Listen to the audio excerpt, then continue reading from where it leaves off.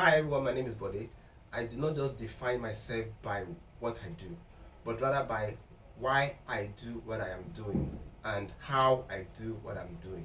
You see, I don't just sell properties, but I help you to secure spaces you can call your own, no matter how crowded or how difficult it may look like, it may appear. And because I work with a team, we ensure that we start with understanding your pain point, which must be addressed.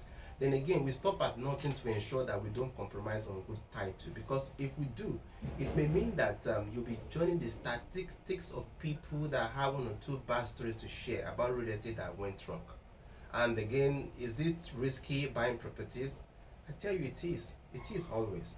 But should you still buy properties nevertheless? Yes, why shouldn't you? Because if you don't, on account of the risk that is involved, it may mean that you are magnifying this risk beyond their sizes. Or if you're thinking that you've done enough for yourself, you may be doing that at the expense of a better future in that real estate investment plan that you may have to forego. So my name is Bode Adeniji, and I am willing, ready, and have the capacity at every time with my team to fill in that gap in your real estate acquisition journey.